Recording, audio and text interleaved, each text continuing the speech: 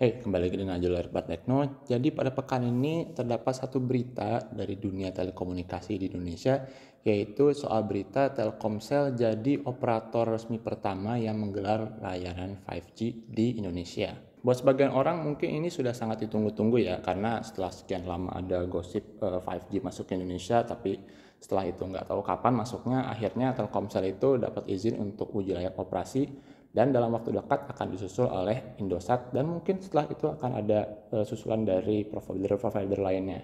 Sebelum saya lanjut lebih jauh bahas soal 5G di Indonesia, saya akan bahas sedikit sebenarnya apa sih yang ditawarkan oleh 5G.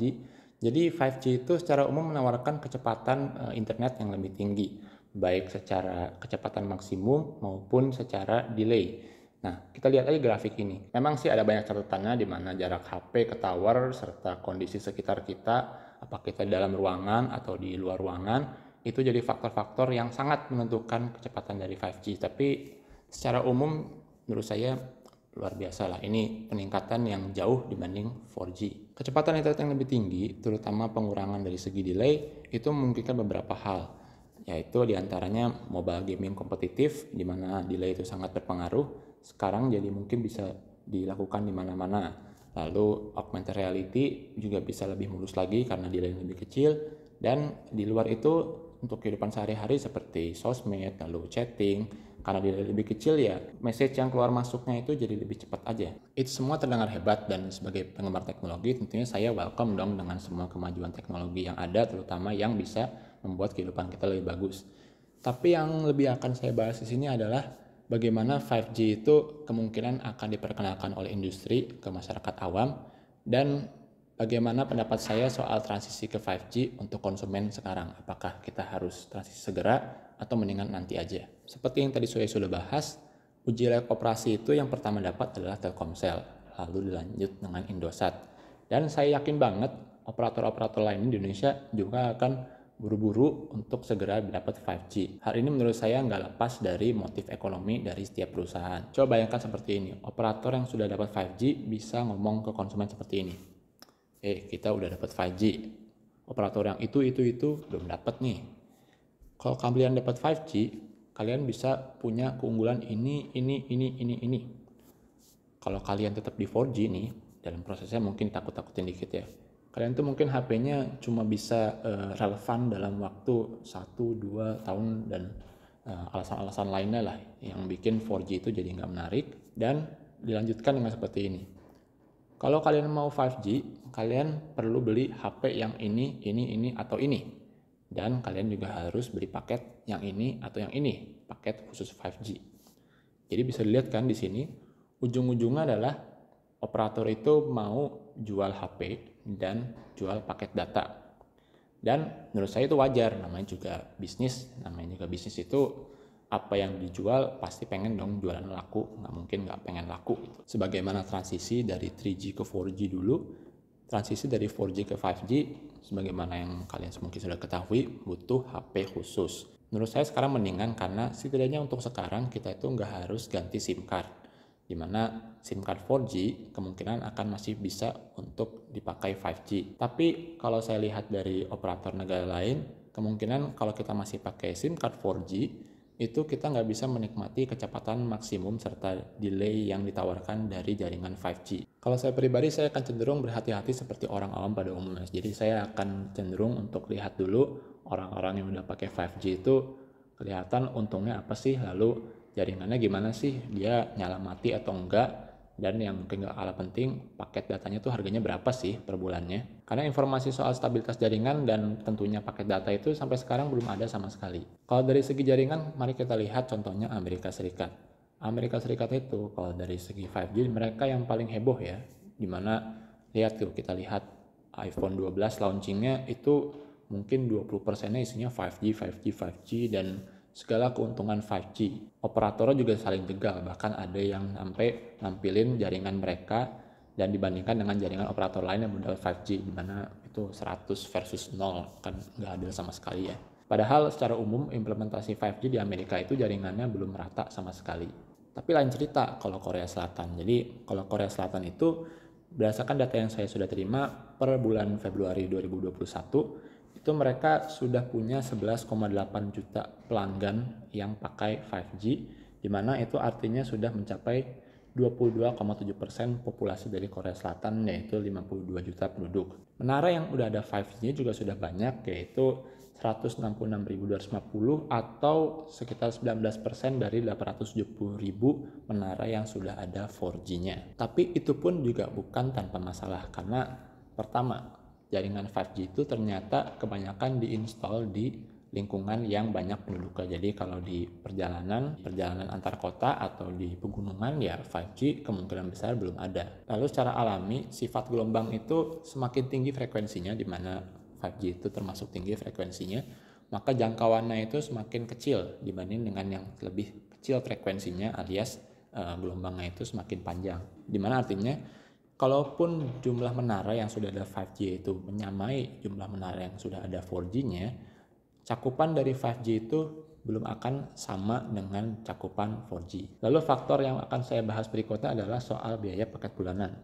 Jadi sebagaimana yang kita sudah ketahui, 5G itu kan diperjuangkan banget oleh para operator dan mereka pengen banget jadi yang pertama. Dan dalam prosesnya saya yakin nggak sedikit biaya yang keluar. Dan dalam prosesnya juga kemungkinan biaya untuk mengimplementasikan 5G ini juga akan dibebankan ke konsumen dalam bentuk biaya paket data. Jadi kalau sampai mahal, saya kira nggak masuk akal lah kalau HP entry level kayak Oppo A74 5G itu dipasangin 5G, karena kita kan kalau kita beli HP murah itu semangatnya pengen ngirit ya, pengen nggak keluar banyak duit. Kalau dipasang paket yang bulanannya mahal kan jadi percuma juga. Lalu di luar itu ada faktor tambahan yang menurut saya nggak kalah praktikal. Kalau kita mengutip mantan Menteri Kominfo, internet cepat buat apa? Nah, meskipun kedengarannya kayak nggak sopan ya, kasar gitu. Ya jelas lah kalau internet itu cepat ya kita urusan lebih cepat beres itu kan. Download, upload itu lebih cepat beresnya.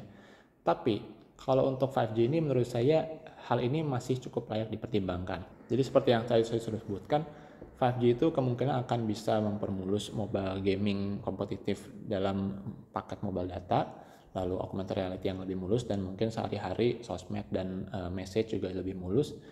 Tapi dari ketiga alasan tersebut, saya juga nggak melihat ada alasan yang benar-benar kuat yang buat kita tuh harus punya 5G.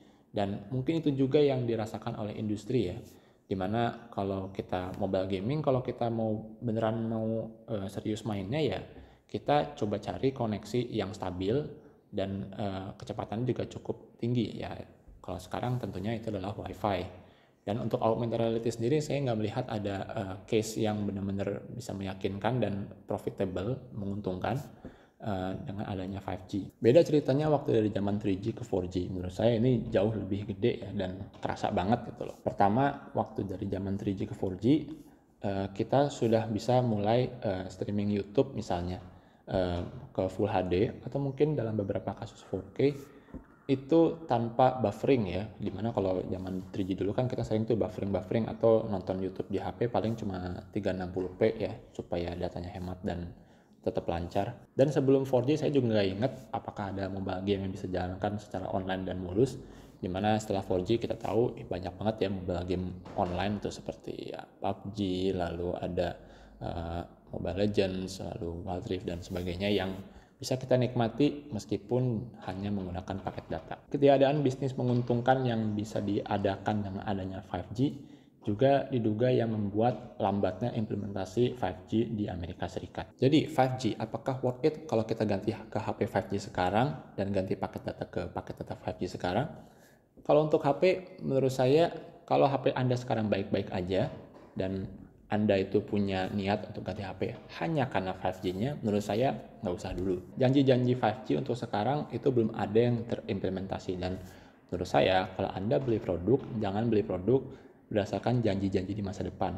Anda beli produk ya karena Anda tahu apa yang benefit, apa keunggulan yang akan Anda dapatkan waktu Anda beli barang itu. Memang sih HP-HP 5G itu secara umum performanya lebih baik seperti Oppo A74 yang tadi saya sudah sebutkan, dibanding versi non 5G-nya dia lebih baik, tapi ya itu alami ya, karena namanya juga prosesor lebih baru, harusnya ya memang dia lebih bagus ketimbang prosesor versi sebelumnya. Sementara itu mungkin prosesor bukan prioritas Anda, jadi bisa jadi prioritas Anda itu adalah layar yang lebih bagus, atau kamera yang lebih bagus, atau ya user experience yang udah bagus, dan dimana kalau Anda sampai ganti ke HP baru itu bisa jadi Anda kehilangan salah satu prioritas yang Anda sebutkan tadi hanya karena untuk ngejar 5G-nya aja. Untuk HP 4G sendiri menurut saya masih akan menjadi mayoritas ya, minimal untuk 2-3 tahun ke depan, terutama buat mereka yang sekarang masih pakai iPhone.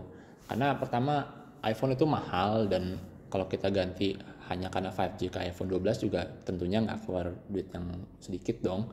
Dan menurut saya dibanding mereka keluar duit lebih hanya untuk dapetin 5G ke iPhone yang lebih baru, ya lebih baik mereka tahan dulu untuk menggunakan iPhone Anda sekarang. Karena buat sebagian orang, menurut saya jauh lebih penting punya iPhone ketimbang punya 5G. Saya sendiri membuat keputusan yang sengaja pada awal tahun ini, di mana saya sebenarnya punya pilihan untuk beli HP 5G, yaitu ada yang waktu itu sudah ada adalah Vivo X50 Pro, atau mungkin iPhone 12, atau mungkin Oppo Find X2 Pro, itu sudah punya 5G semua.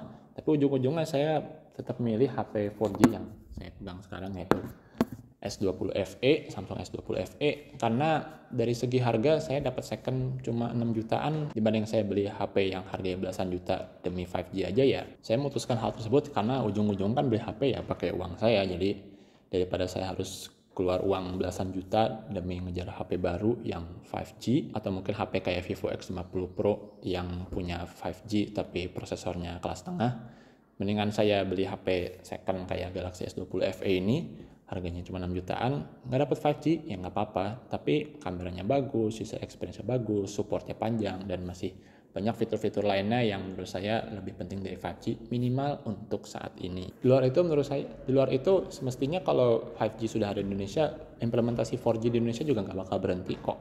Toh sekarang juga 4G belum terlalu merata kan. Saya tahu beberapa daerah itu masih agak susah dapat 4G. Demikian saja pendapat saya soal 5G. Bagaimana menurut kalian? Apakah menurut kalian 5G itu penting dan kalian tuh segera harus pindah? Silahkan tulis saja di kolom komentar di bawah. Saya Jul dan terima kasih telah menonton video ini.